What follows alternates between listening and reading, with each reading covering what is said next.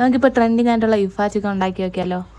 ആദ്യം കുറച്ച് ചിക്കൻ എടുത്ത് അടിച്ച് പരത്തിയെടുക്കണം. ഞാനിപ്പോൾ ചെറിയ പീസാണ് എടുത്തിട്ടുള്ളത്. ശേഷം അതിലോട്ട് കുറച്ച് മുളക് പൊടി, മഞ്ഞൾപ്പൊടി, കുരുമുളക് പൊടി, ഗരം മസാല, പിന്നെ കുറച്ച് കാശ്മീരി ചില്ലി, അത് കഴിഞ്ഞ് ഇഞ്ചി വെളുത്തുള്ളി പച്ചമുളക് പേസ്റ്റ്, പിന്നെ ആവശ്യത്തിന് ഉപ്പ്, വിനാഗിരി, പിന്നെ കുറച്ച് വെള്ളം, ഇതെല്ലാം കൂടി നന്നായിട്ട് മിക്സ് ചെയ്തതിന് ശേഷം അടിച്ച് പരത്തി വെച്ചിരിക്കുന്ന ചിക്കനിലോട്ട് ഈ മസാല എല്ലാം നന്നായിട്ട് തേച്ച് പിടിപ്പിക്കണം. മസാല തേച്ച് പിടിപ്പിച്ച ചിക്കനിന് ഒരു 2-3 മണിക്കൂർ റെസ്റ്റ് ചെയ്യാൻ വെക്കണം. എത്രത്തോളം റെസ്റ്റ് ചെയ്യാൻ വെക്കണോ അത്രത്തോളം ചിക്കൻ സോഫ്റ്റ് ആവും. ഞാനിപ്പോൾ 2-3 മണിക്കൂറേ വെച്ചിട്ടുണ്ടായിരുന്നുള്ളൂ. ശേഷം അത് നമുക്കൊന്ന് ജസ്റ്റ് കുറച്ച് ഓയിലിലോട്ട് ഫ്രൈ ചെയ്തെടുക്കാം.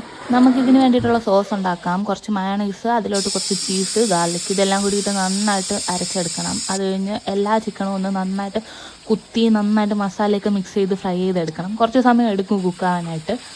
നമ്മൾ ഈ ചിക്കനെല്ലാം കുത്തി മസാല അകത്താവുന്ന വരെ കുത്തി കുക്ക് ചെയ്യണം. ചിക്കൻ നന്നായിട്ട് കുക്കായതിന് ശേഷം നമ്മൾ ഉണ്ടാക്കി വെച്ചിരിക്കുന്ന സോസ് അതിൻ്റെ മുകളിലോട്ട് കുറച്ച് കൂടുതൽ ഒഴിച്ചു കൊടുക്കണം. എന്നിട്ട് നമുക്ക് ഫ്ലെയിം ഓഫ് ചെയ്യാം. അപ്പോൾ നമ്മുടെ അടിപൊളി ഇഫ ചിക്കൻ റെഡിയായി. ഞാൻ വിചാരിച്ച് വലിയ ടേസ്റ്റ് ഒന്നും കാണില്ലെന്നാണ്, പക്ഷേ തിന്നപ്പോൾ ഞെട്ടിച്ചളഞ്ഞു. അടിപൊളിയായിരുന്നു. അപ്പോൾ എല്ലാവരും ഒന്ന് ട്രൈ ചെയ്ത് നോക്കണേ. ബൈ.